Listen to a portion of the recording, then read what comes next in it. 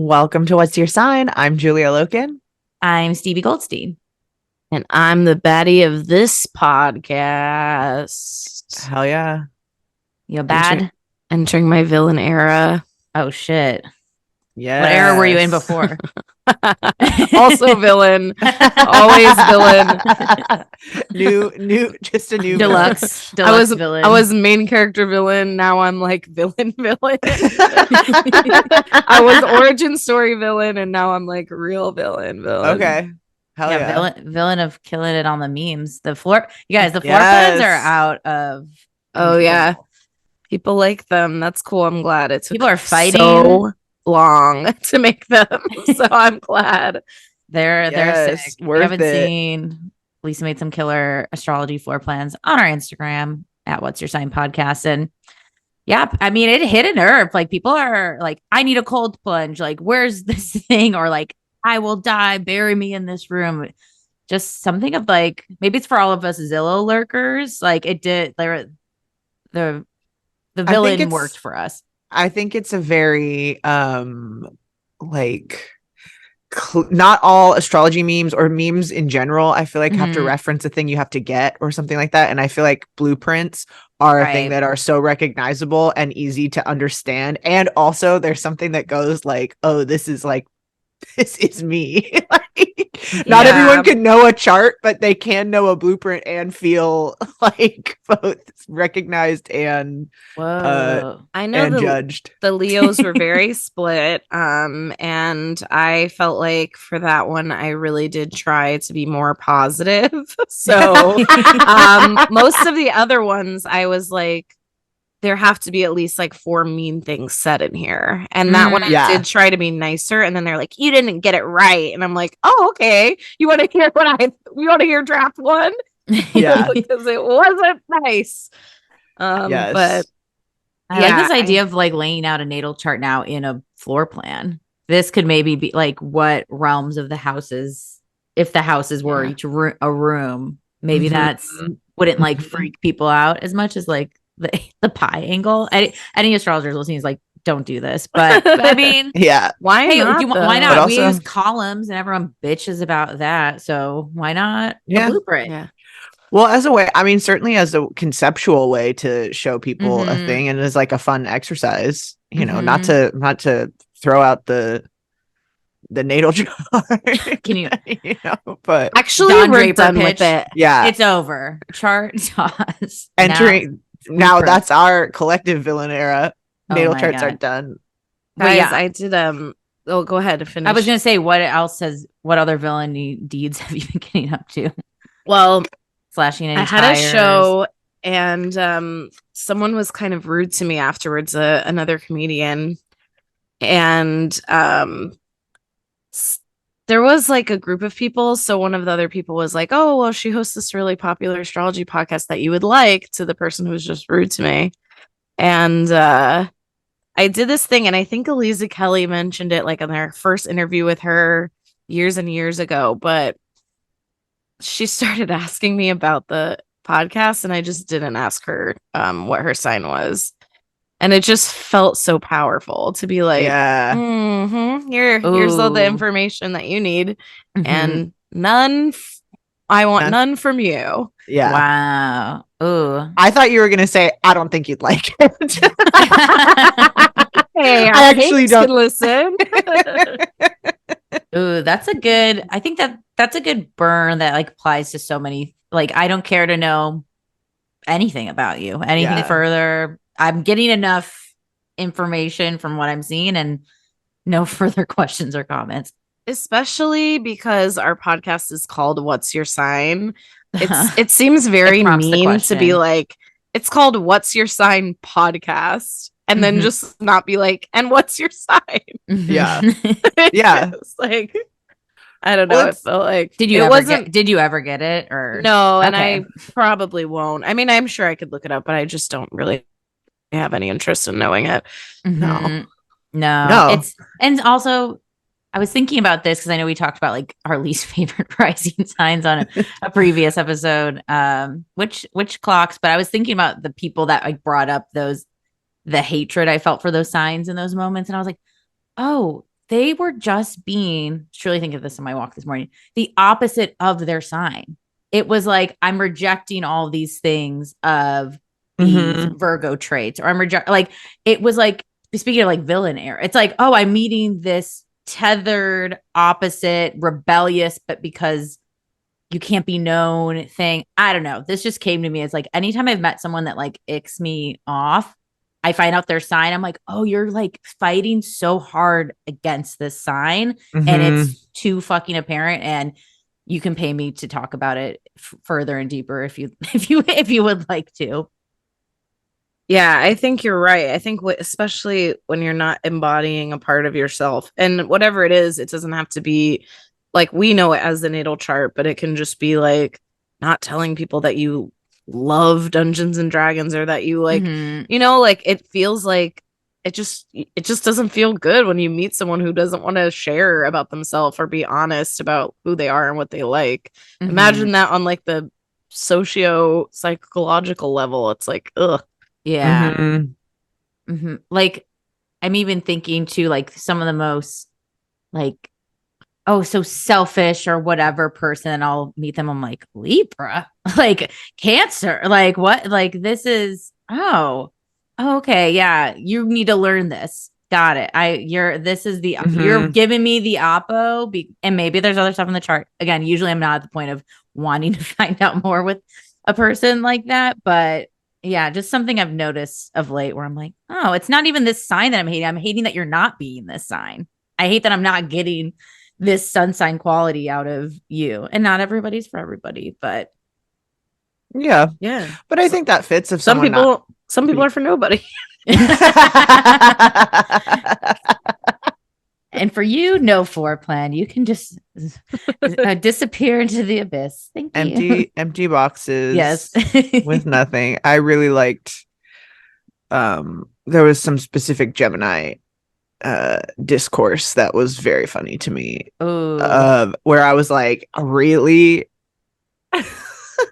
But I was like, I guess I pro or con. I think I know the answer. No, they felt Geminis felt like they had been reduced to a meme, and it's like, babe, it is literally a meme. I also asked my husband for help on Gemini and Aries, and I basically said, if you went in this person's house, what would you expect to see? And like named a person with that sign. Yeah. And so some of the stuff was like, that's fun. It is like, this is a person who doesn't study astrology. Yeah. So like, it is true, whether you think it is or not, like it is. Yeah. Absolutely. Ooh, that's a fun, like, well, and I think also all of those things too are people's judgment on the thing, because they were like, we have more substance. And I was like, how did anything from that though go not substantive? Because so much of that look at mine? Like, well, I put the meanest Taurus stuff in mine, like, oh, fat, lazy, and fucking grudgy, you know, like. Well, but it's also like, why does that mean not substantive to me? Where I'm like, what's the thing where it's like, we're more than podcasting, and it's like, I don't know. I think I don't know that you are. Yeah. First of all, we don't know that. Second of all, why are podcasts not substantive? There are all kinds of podcasts. There are all kinds of things, you know, whatever, all kinds of discussions that are being had. Chats, whatever, all of this stuff, or it's like, that's your own judgment about your own, that's your bag, you know. Well, I've never understood the brain that's like, this thing made for thousands of people doesn't exactly align 100% with me, and it's with like my apartment's floor plan. Yeah, I live in a 4-bedroom. This isn't me. And it's like, yeah, it's supposed to be quasi-universal. Again. And then look for your moon, look for your rising. It was cool to see people start to be like, I relate more to this moon thing and like what that brings out. So anyways, nothing fucking new if you've been listening to this podcast. If you've resonated with it, there's nothing to say that you can't have that room be something esoteric and weird, or a closet full of like, you know, whatever you want to fill it with. So that's the fun part, is the imagination part. Just a disclaimer, you don't actually have to live in this house. To keep commenting that you hate it. It only really helps us. So go ahead. Yeah, go off. I think it's a good reminder for this like Saturn Pisces fantasy building, especially since we're in this quincunx time with Leo season coming up and Venus Leo retrograde too. I think that reminder of like, we're dreaming, babe. It's just the dreams might take you somewhere, maybe tangible. Maybe there will be now a closet full of red wine just for you. So yeah, like, but it was very low amount of people yucking the yum. Like I would say it's quite more positive, but still love seeing people fighting on the internet. It's always a joy. Hell yeah. Not fighting on the internet, like the opposite. Being inquisitive on the internet. It's mail time. It's mail time. Time to secure the bag. Yes. Play that Blues Clues song here. Yes. Mail time. I love it. Mail. We've got listener mailbag questions, and you can ask us a listener mailbag question by becoming a member of our Patreon at patreon.com/what's-your-sign-podcast. You can submit as many times as you want. Ask whatever kind of question you want. We have a good little range today, but this is our opportunity to engage with you and answer your specific questions. And let's get in. Let's crack under the hood. Great place with our Patreon for bonus episodes and to selfishly ask questions about your chart. I mean, what more could you need? But let's start us off with our first question. Our first question says, hi, I want to start out by saying I love the pod. Also, Stevie, I'm a fellow pasta lover. Thank y'all for being so awesome. I am a Virgo sun, Taurus moon, and Cap rising. I feel like my stubborn earth sign ass is slightly leveled out by my Libra Venus and Mercury, as well as a massive sleigh having my Jupiter and Leo in the 7th house. Whoa. But I have 3 planets in my 8th house, Sun, Mercury, and Mars. And this has always really freaked me out. I've always felt weird about this because I'm a very bubbly person that is out there. There are a lot of benefits to the 8th house. Parenthetical, you know what I mean, fire emoji. I work in assisted living and feel a great joy working with the residents, but death is inevitable in this job. However, it is very rewarding for me to help those live out their final years in the most fulfilling way possible. I feel the comfort of those I've lost, even though they are gone, through signs and feeling of their presence at times. I'm worried that I am destined to lose people I love, as well as that dough. I am LMAO typing this, but wonder what you think about all this 8th house shit. Sorry if this is a lot of info, just wondering. Love it. So much emoji usage. Yes. Also, I just have to know when this was written out. Beautiful emoji usage, beautiful use of the all caps. Mm-hmm. Great question. Yeah. I have a 8th house stellium too. I feel like yours is Sun, Mercury, and Mars. So mine are outer planets. So it's probably a bit different. But I feel like you have a pretty good grasp of it. I mean, you work with other people's stuff. You're saying that you maybe experience pleasure through other people as well. I mean, you didn't use those words, but I'll use them. Well, and from the fire emoji, you know what I mean? And like saying you're a massive sleigh, like I feel like, okay, you're probably having fun through others, hopefully. I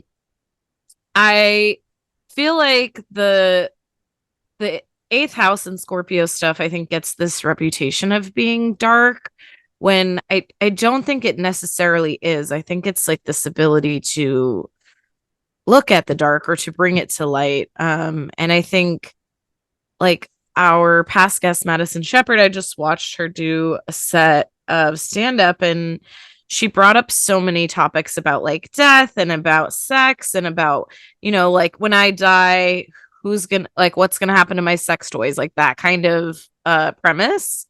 And I just think like there are very few comics that I can see talking about that as naturally as she did.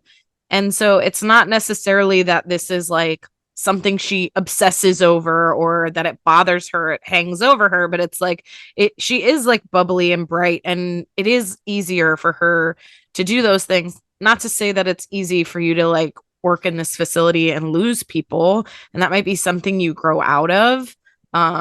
You like seeing all the time, but the fact that you do that is really beautiful. I feel like you have a pretty good handle on your 8th house. What about you guys? I agree. I think that you are very much living that out and having that be something that you're able to Mercury communicate about, Mars, take action about, not in a way of stopping death or postponing it or anything like that, but being there with people. And I think that the fact that you have this eighth house, Virgo and Libra, I think is both that kind of service and also just that awareness. I think I've been reading a lot, and I think that we've referenced it in some memes recently too, but I think that Libra is a sign, that is about balance and light and shadow, and it is that awareness of death in a certain way, that what is, how are we making things nice, because things can also be not so nice. And I think that having that there,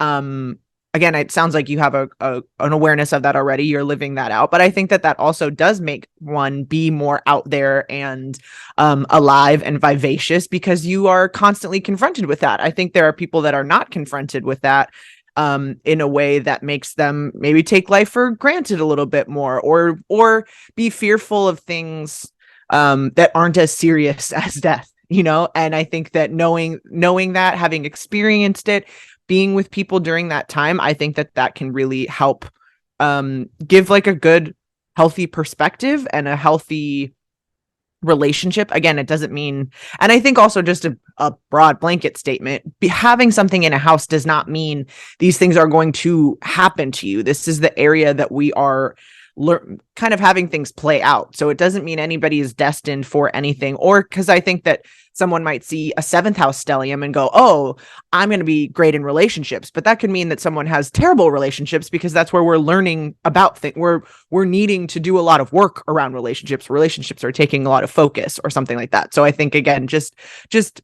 statement, I think that 8th house is more about that shared stuff, like Lisa was saying, other people's stuff, shared things. What are you inheriting? What are we all like kind of sharing and inheriting in general? And being aware of that, I think, leads to a more out there life, as you said.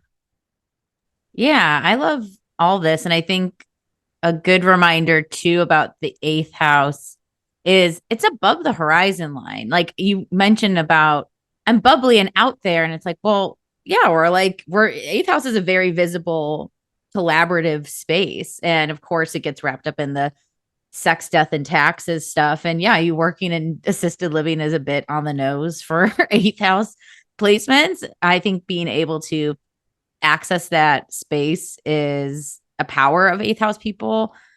I just need to acknowledge, like, love Virgo, Sun, Taurus, Moon, Cap, Rising, this like very earthy, down to earth. It seems like you get it, which is very earthy. And then you have this air Libra-ness of expressing, and Leo 7th, Jupiter with, like being with people, being in that space seems very, very natural. You mentioned about like, will you always lose people, be destined to lose people you love, or that dough or money? I think of 8th house as very like in getting money. When I see people with 8th house, but it depends on, again, we don't have your birth time, so we don't have we can kind of pick kind of guesstimate with the chart, but yeah, it's like that can be great for investors, great for starting businesses, and those inheritance types things. I mean, bad joke coming here. You meet a lot of people on the way out. Maybe you'll get willed into something because you're that wonderful caretaker. I literally dream of this all the time, just getting willed a house from some kind elder. Anyone else? Has that ever happened? If this has happened to anyone listening, let me know and share your secrets. Or like, where'd you meet these olds? But yeah, I don't know, like, I guess maybe it's how you wrote your message to, like, have you lost people? Have you been losing money? Like, I'm curious if maybe there is so much emphasis on the 8th that I don't know what's happening in your 2nd, where you are more responsible for your own finances rather than like the finances of others. So that might also be working out what might be going on there as well. I know we'll be having eclipses stuff happening in Libra, Aries places and all of that. But yeah, I don't know if I even have an answer, because like I almost like don't, not that I don't believe that you have fear about this, but it seems like you are adjusted in. And I do think Virgos can work really well in these kind of gross, I'm assuming your job has some gross elements fields, because they're just so attuned with the body. I think that, I mean, death is inevitable. Mm-hmm. And so I think that there is a like a reminding ourselves of that is like healthy, and I think there's a reminding ourselves of that is unhealthy, and finding that line for you is going to be different for everyone else. I think one of the hard things, and I have 8th and 12th stelliums, and both of those are like, you know, death and rebirth type of places. And I think a lot of the time, like, I've had people call me out of nowhere and be like, I just need to talk to someone because my parents in the hospital or whatever. And it's like, sometimes that stuff getting put on you as someone who knows how to handle it, when you're like, I have no idea how to answer these questions. All I can do is just like listen and be there. And so I do think that, like, while there is an inevitability to those types of things with your chart, that you have to remember that also is happening to everyone else. And there just might be something about you, like, everyone will get a call like that at some point in their life. Everyone will have to comfort a friend, a partner, a family member during a difficult time, and go through it yourself. So I think, like, remembering that people see your strength in those times, and that's probably why you excel at your job and a lot of those other things, that it is kind of putting that in a place more of power rather than fear. I don't know if that helps reframe it for you.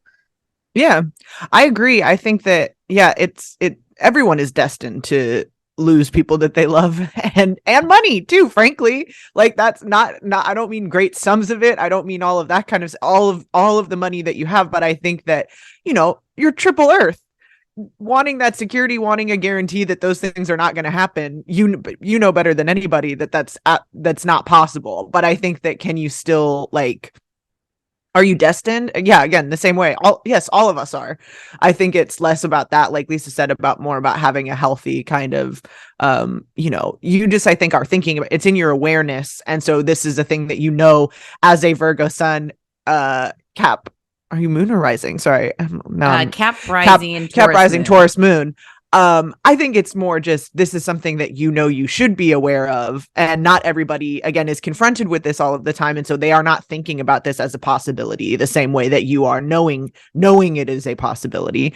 And so I think it's less a thing to be like, oh, this is coming for me at all times, and more just a, like, oh no, this is a reality of life, and a thing to be aware of in the way that you plan everything, in the way that you decide whether or not you're going to take a trip, in the way that you save money, in the way that you invest, in the way that you, you know, cultivate relationships, is all just with that awareness that everybody does in fact die, and money can be made and lost. And that I'm sure you see that too with how you see people when they come to you at the end, to what their different states are in terms of resources and all of that kind of stuff, and being aware that that's a thing that, like, you know, some of us should be so lucky to live long lives like that, where we have to consider that. And so I think that again is just very, very earthy to me, to know the reality of your existence and be aware that those are things that you should worry about. That doesn't mean the worry is evidenced of your predestination for those things any more than any one of us.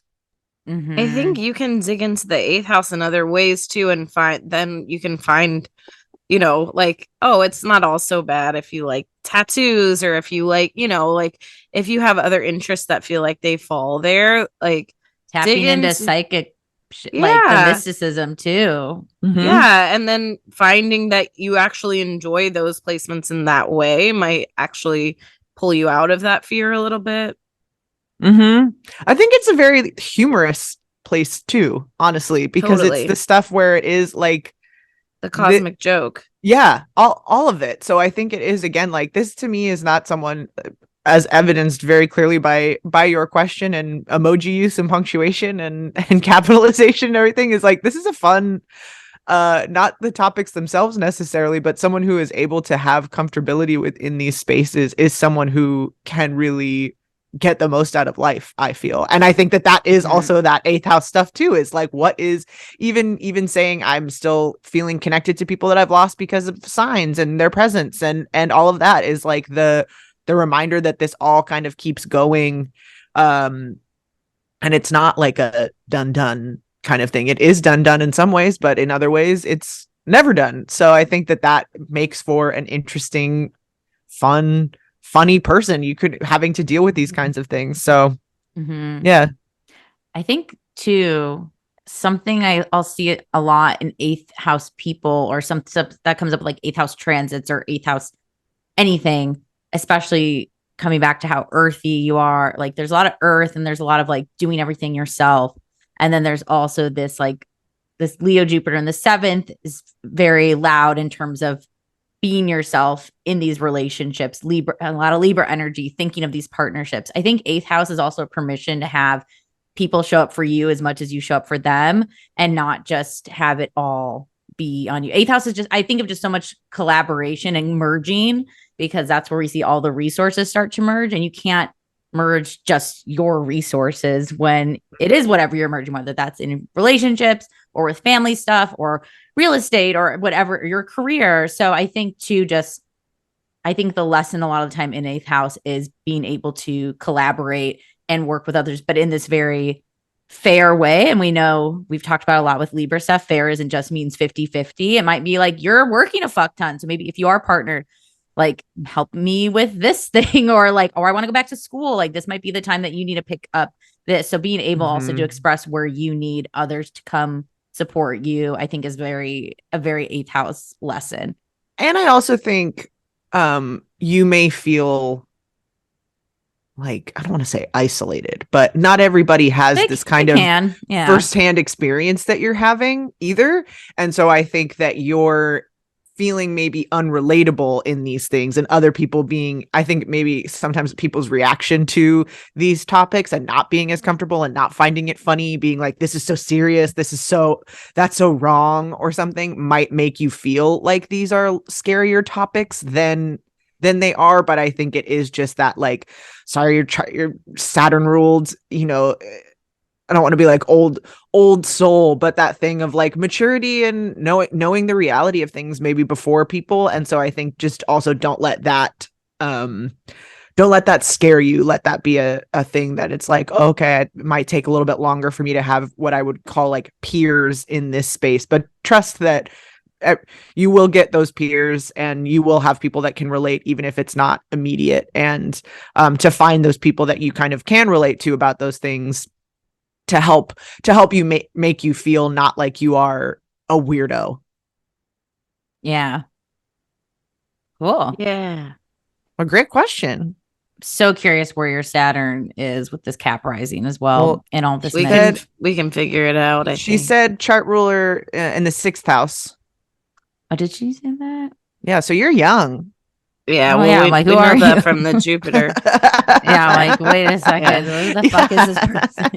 You're immortal. That's what it is with this 8th house. Is this a young vampire?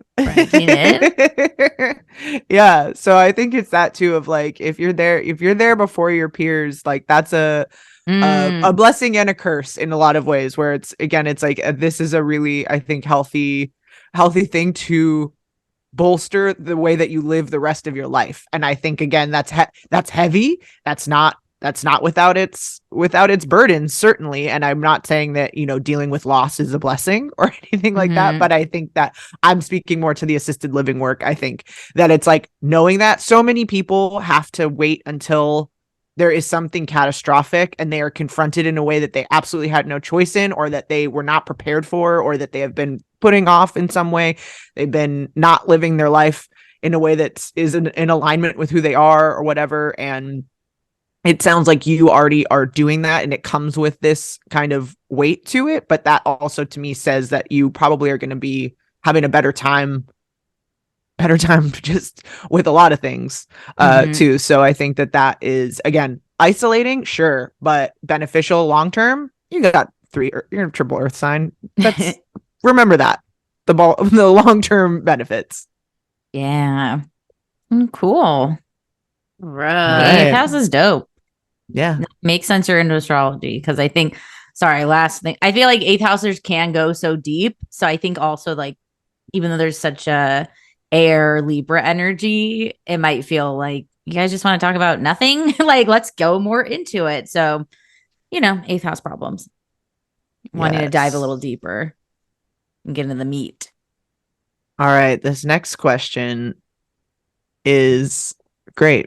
We've got some fuck, marry, kills from Love it. listener submitted fuck, marry, kills. The first fuck, marry, kill is your big three.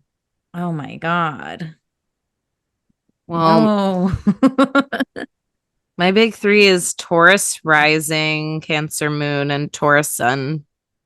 And I am married to a Taurus rising, so I feel like that already inherently bestowed. We've figured that I would marry the Taurus rising. So now it's just between the Cancer moon and the Taurus sun. And I think I'm gonna fuck the Taurus sun and kill the Cancer moon. Wow. Okay. I know it's a like place people, it's right in its domicile. I mean, you know, Hey. I get it, but it's just not working out these days. I've been spending a lot of time crying these days, and we're ready not to. You're fucking and marrying the Taurus energy. Yeah, and I think that's right, Venus. Mm-hmm. Yeah. Oh yeah. Well, we've talked at length. It's always the right choice to not fuck a Cancer when you can avoid. True. Don't smash. True. You already know who I'm killing for my big three. So that's all right. Here we go. Lay it on us. Well, killing the rising is like trippy because I like where everything is. Like I do like where my rising makes everything fall. However, I mean, I'm marrying a Taurus sun, obviously, like life solid. I would marry me in a heartbeat, which is well, we all would. Yeah. Well, it's like I'm pretty easy to cohabitate with. I'm gonna text you like, do you need anything while you're out? Like I'm a catch, okay? But the Aries moon, like, let's fuck, duh. Yeah, that's like so too obvious. So like Cancer rising just feels like that's gotta go. When I see baby pictures of me, I'm like, she looks sad. I think that I can just see it. Like it's too. It can go. It can go. I have also Cancer Mars. It's already the Cancer still present. But then what happens? Do I get moved to the next?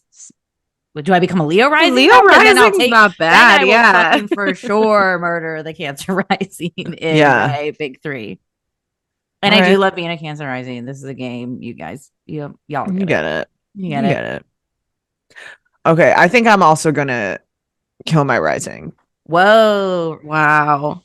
I think the Libra. I mean, that's kind of fun. That's kind of like fun in a way. I just feel like in this, I don't know what I'm like. It's got to go. Yeah. It's got to go. All right. You have no other choice. I'm like, someone's got to die. And the Libra probably volunteered. Yeah. It's the only, I will say this. I am a little scared because it is one of the only air placements in my chart. But I also feel like that is the thing. There Giving is like Sag this, more air. It's this. No, I'm just that's what that's what I mean. I'm like, I don't know if it's helping. I don't know what it's doing. I'm gonna fuck my Sag sun. And I'm gonna marry Cat Moon. I think that's a great choice too. How nice to marry your moon sign, huh? Yeah. I don't like mine very much, but I do. It's just in certain ways. What's separating the fuck and marry? Like what's making the Cat Moon move to marriage material? I just think I could never marry the Sag sun. Like that's not the essence. It would be against it would be philosophically against their will. Yes. Yeah. Yes. It's just like it's like that's where it wants to be. Again, I'm just like trying to put the placements where they really want to like shine. Pun intended. And I'm like, Cat Moon wants to is marriage material. Cat Moon is dependable, responsible, not a bad fuck, but also that's a consistent long-term, Yeah. Ooh, that's a good question if any of these big threes are bad fucks. Who's the bad fuck? I'm just expanding out to beyond our big threes. I'm like, what is like a bad fuck placement? They're out there. There's a lot of them. Join our Patreon and write I've dated all of them. Yeah, join our Patreon and sound And off, shout and out. we'll talk about You it. can out who's been a bad fuck and their signs and I was actually looking up exes charts the other day, as it happens, Cancer season right now, and I've dated so many natal Mercury retrograde people that I'm like, you suck. Not you suck. There's other people that might have this placement and fine, but I'm like, oh, this is why you could not the communication block. I'm just learning. I just learned some things. A lot of Cap Mars placements opposite my Mars. I was just, sometimes the proof's in the fucking pudding when you're looking at these charts. Anyways, I loved it. Well, we're not done. I know, it's like we're not done. There's 3 more. Okay. Next, fuck, marry, kill. 12th house stellium, 8th house stellium, 6th house stellium. Wow. So this is built into my natal chart. I know. Yeah, I'm like, would I want to give it up? I don't think so. I think I'll kill the 6th. Just I already have the devil I know, and then I think I'll marry the 8th and fuck the 12th. I know it seems counterintuitive, kind of. This seems very aligned. This makes sense. No, marrying the 8th is, again, I think philosophically what the 8th is also calling for in the mergers, in the shared resources. But it is more marry, and I think that I feel like 6 is very marryable. It's just I just can't do it because I think it's a lot for me to do. I have Pluto in the 6th, and I don't want to move another 2 more planets over there, and then I think it's just for me it's gonna be it's gonna have to be marrying the 8th. I do feel like it's that merging, right? Marriage. It's very 8th house. So and then 12th is just the endless pleasure, it can be, or it's not supposed to be, but sometimes we make it that way. Yeah. Well, I am literally married to a 6th house stellium. Whoa. And I don't know. Like, if we're playing this game, she's like, and I'm killing him. I'm pregnant. And you know what? Not as strong. Not as strong suit. My days are packed. That's always what they say in movies when they're giving birth right now. They're always yelling at the husband. You did this to me. I think it's such a funny trope. Everybody has said, it's so funny because everybody has said that to Steve, to be like, just be prepared if she says something like that, like she doesn't mean it, whatever. I'm like, first of all, I'll mean it. Second of all, I'm not gonna say it because it's so hack. Like, I was like, I know for a fact that will not be on my list of things to yell. So you could go more 8th and 12th house and be like, you've generationally burdened me. No, but that's why I'm like, I'm trying to decide if I want to mix it up or if I want to be true to the choices that I've made. Something you've experienced. Yes. Okay. Yes. Because I do. What are we getting? Because I have a 6th south cluster with my cap cluster. I'm curious how you've been what are you feeling when you're feeling someone with the 6th house stellium? When I'm feeling the 6th, to me, I feel like the days are very important. And as someone with Pisces in the 6th house, I could not feel more opposite. I'm like, days. Interesting. I could lose days and not know. Wow. Be like, where did they go? I don't know. Who cares? It was a day. But I feel like days are very important in a 6th house stellium. How we're planning, how we're filling our days, making sure that we are like not wasting time and days and this kind of thing. Damn, feeling red. I'm liking this though. But I like that because I need to be kept on the balance on the planet in that way too. I also have Neptune on the IC in that thing too. So I can, I can be gone forever. And be like, I've been here the whole time. What are you talking about? So I think I do need that 6th house. But in this now I'm just having to decide 8th or 12th. I guess I will marry the tough 6th. question. I mean, I know. I guess I will marry the 6th. And I need to be like, you know, I feel like either one of them would be fine being killed. Yeah, that's what I'm like, you know. I feel like 12th house.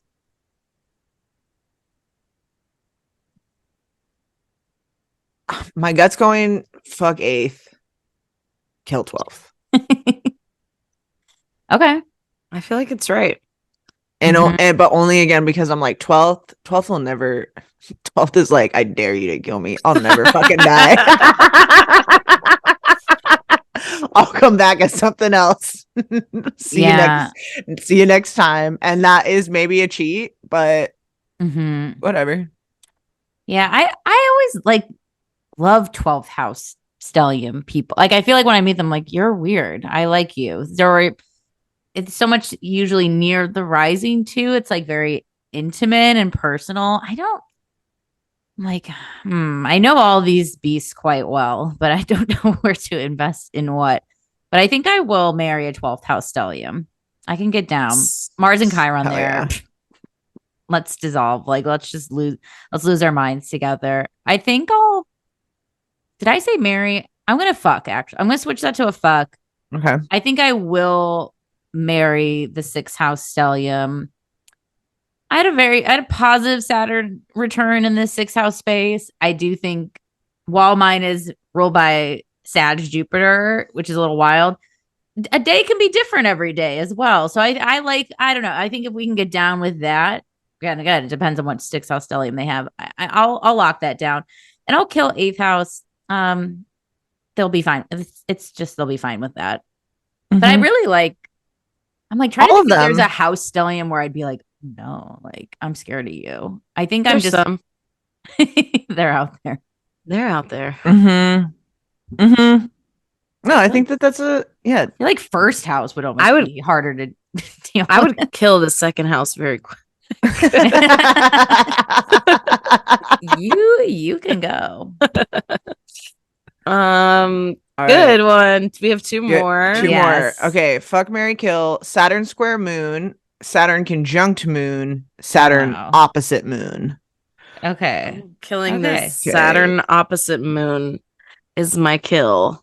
I feel like if you can pick a kill, it's not that hard. Yeah. For me right now, oppositions have been really tough. And so I just feel like the emotional nature that I'm experiencing with my Cancer moon and a Saturn opposition just right now, I'm just like, that just doesn't sound good to me. That sounds like someone inviting me out for soup on a hot day, and no thanks. And then I think I'm gonna fuck this Saturn square moon because I feel like maybe I want to marry that. I don't know.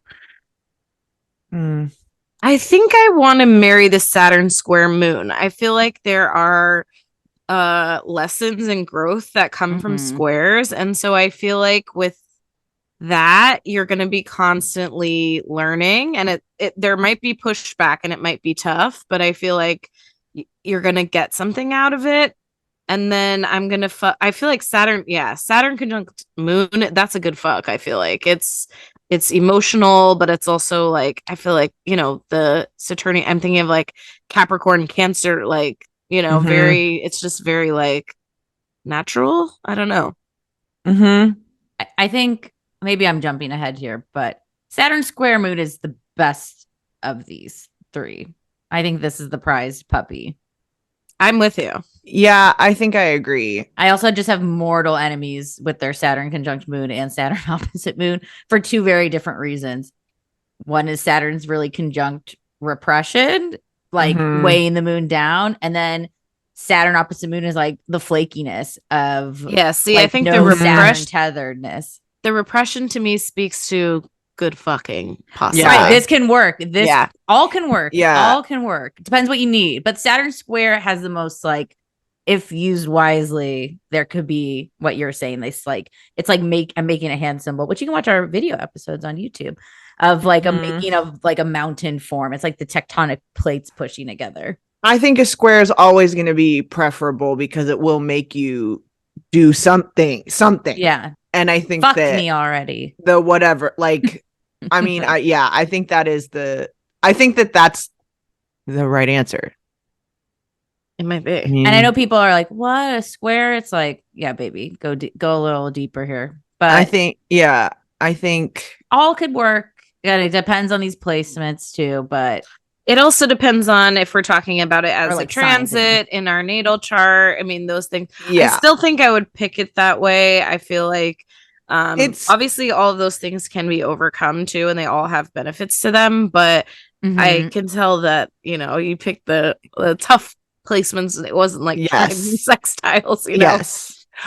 Saturn square moon to me feels like a chip on your shoulder, but in a motivating way, as opposed to an over dominating authority figure or a like that opposition as well. I think opposition is definitely the one that's like, no, thank you. I don't want. This is going to be chaotic in a way that's like not fun either way. I'd like this to be removed. So kill Saturn opposite moon. I agree too. I think the conjunct moon, that is like, again, we're not going to be necessarily going to be able to like get emotionally connected. Maybe. I don't want to rule that out, but I think that's definitely the fuck. And yeah, I'm marrying Saturn square moon. That to me again is like you got big shoes to fill or whatever. This is family power dynamics for sure, but that to me I think can cause people to accomplish great things, and especially if we're talking about Saturn and moon and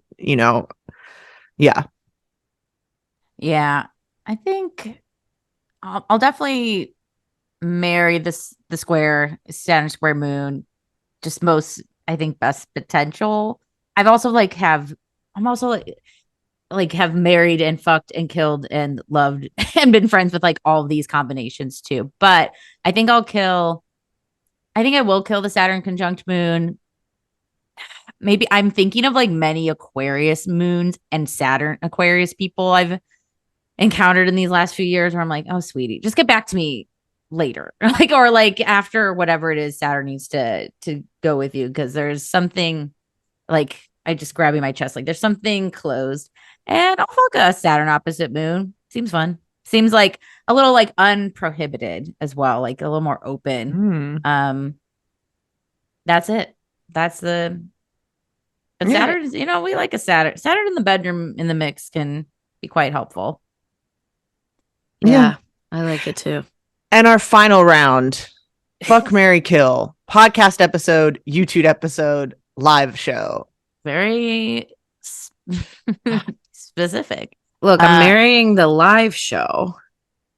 I'm a live show girl. That's my favorite. That's my favorite way to see anything. In fact, even things I don't enjoy, like sports, I somehow manage to have a good time when I'm like live is fun. Yeah. So I'm marrying a live show, but that puts me in a tricky situation where I have to tell my listeners how they should consume this media when I know which one gets the most.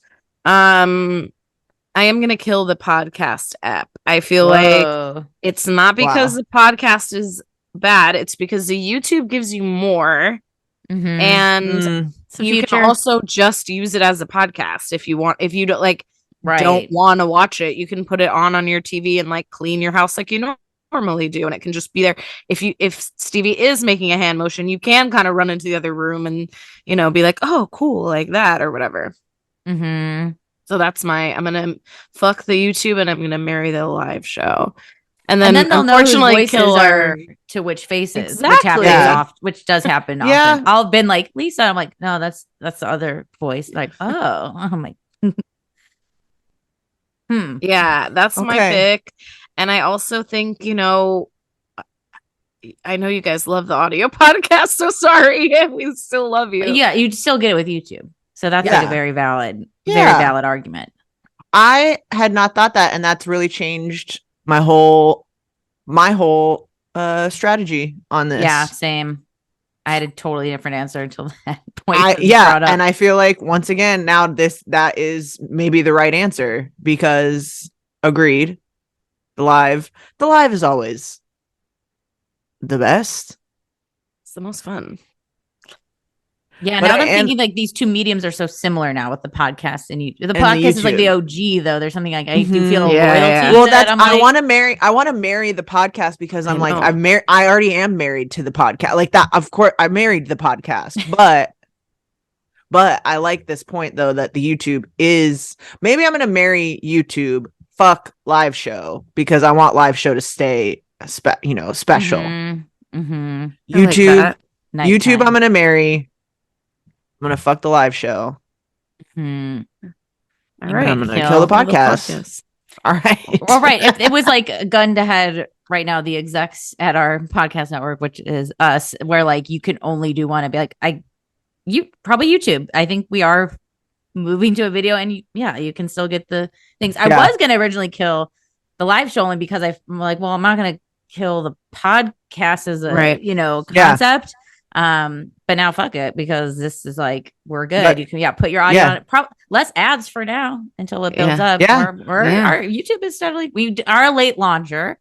We were bullied into doing it from Chris Brennan, which we appreciate, and now you can listen to it. So I think I'm a Sames. I'm a marry YouTube, which I love. Also, YouTube rocks as a application, as a platform. Cool. Period. YouTube rocks. I'll kill pods, the podcast format of the apps and things. Rest in peace, Stitcher. They're all like crumbling away anyways. And fuck a live. We're just reading the writing on the wall, you know? Yeah. Look, podcast bubble has shifted, but I still think communicating in a video audio format will always live on, which is YouTube. Yeah. Fuck, we're bloggers. Don't call us podcasters. And we're not going to actually do away with the podcast. Yeah, no, this is a game. Reminder, this is a game. Nothing is actually being killed or fucked or married. And subscribe to us on YouTube. Yeah. At What's Your Sign Podcast. Pretty much on every platform besides Twitter because, they're weird. And it's the only place that didn't allow us the same handle length. And that's on Elon. That was before Elon. But Twitter is a elephant's graveyard from Lion King. Yeah. Twitter's like it's like, what about that little dark area over there? We don't go there. Simba. I think I still use Twitter like how it was when I signed up in 2009, where I'm like, this is my internal monologue. And I don't know if that's how it's still being used, but also remember when everyone's like, goodbye, Twitter's ending, and then we all stayed. Like, what losers? Yes. So, you can follow us there if you want. If you want to see things reposted from Instagram, head to Twitter. Where what's up? I mean, it could go. You don't want to completely. I like to still know what's going on. It's great for. It was. I guess TikTok's now the new news source until it gets banned. Well, I'm just kidding. If that was a future prediction, mark my words here. Yeah. Okay. But you did have that good future prediction about the airlines and stuff, and I've been scrubbing. If anyone has come across it recently, my Nostradamus prediction. Stevie said that she thought this summer that it was going to be travel trouble and airline stuff, and there is it's happening already, and we haven't even had the holiday weekend yet. So, did you guys see the TikTok? This is an amazing note to probably end. The TikTok of this psychic that's been making the rounds who in February of this year predicted OceanGate. No. I'll send you the link. Yes, First of all, this TikTok psychic, she said, okay, I haven't watched any of her other work, and I don't remember the name. I will find the link and put it in. I'm writing this down now. Link TikTok psychic. Well, she said, okay, I have a celebrity coming through and it's Bill Paxton. So she was like, Bill Paxton's here. He's warning about a small craft vessel going to the Titanic and not coming back. Whoa. And in February of February 2023. Okay. Wow. But is that very odd? I love how specific and odd it is. Also, I love that Bill Paxton is the one to deliver this. Right? He's like, I will come forward and share this. But then so he's psychic in this other. Well, I don't think time works like that. I feel like you're all knowing at some point once you're not not equate death with somebody's religion or whatever, but it's just this kind of absorption. That's Ooh. my opinion. I think it's Okay. I think and I think it's like not like I don't think there's like future past whatever in the next realm in that way. So I don't think it's like that. I think it's more just like Well, that's the question, is like when you die, let's say there's a hypothetical space, heaven, whatever. Are you the age you died, or can you be any age you want to be? I think age isn't real anymore. You're I think just like all a of it. I think floating none orb. of it. I think none of it is like bound to our 3D existence in that way, where you would have to consider age, where you do have to consider time and all of that. I think it's just consciousness existing. Damn. Oh yeah. Well, see, I hope that was 8th South Stellium shit to wrap it up. Yeah. Cool. Join our Patreon. Join us on Patreon for submitting questions. We also have our Discord chat. We have our bonus episodes every month, full moon and new moon. And also we would love to, depending on who's in there and what's happening, there might be other stuff happening in the future, but that's what's going on now. We love it over on Patreon, and we'd love if you joined us. And thank you so much for listening on the podcast platform or YouTube. Again, subscribe to our YouTube. You can see us and hear us. If you just want to hear us, continue on the podcast. But if you'd like a more immersive experience, head over to YouTube. Yeah. Sometimes we'll share screen on charts or shit we want to share. So you just might want to see what the fuck we look like, what we're wearing, what's the vibe. Julie and I are matching today too. Yes, we are. I didn't get the black tank memo. Well, I'm wearing the tie-dye shirt from when Julia fainted at the Grateful Dead. Oh, hell yeah. And I bought the shirt from the stand owner. I was like, tie-dye. I felt like I needed to. I should have bought payment something from him. Well, I have his tag. You were too passed out at that point. I know. Yeah, I'm like, I should have in like memorial. I'm like, we were just looking to get the brain scan back, the blip on the radar. No, I'm like, here, like, may I pay you for your trouble to buy a shirt? I'm like, I can do that. Like, hell yeah. So yeah, you can see this shirt. I'll stand now. Got the that's cool. Big Grateful Dead alien tie dye. Perfect comfort drop sleeve. We love. Oh, speaking of, this is a good time, Ryan. We have some fresh hats on our merch store. Those also, all the links will be where you expect to find links, show notes, social bios. So get cute for the summer. All right. We love you. We'll see you next time. Bye. Bye.